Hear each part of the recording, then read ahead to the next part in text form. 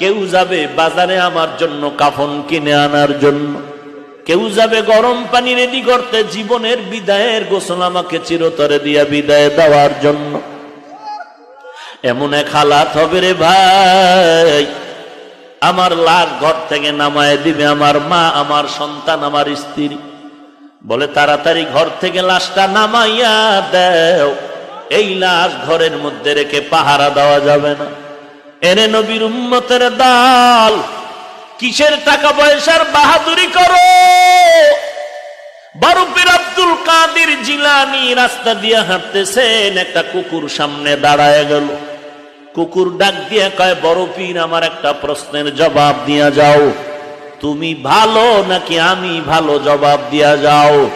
কুকুর কথা বলতে পারে না, ইমানদারের বিশ্বাস আল্লাহ যদি তৌফিক দেয়, শক্তি দেয়, পারে না।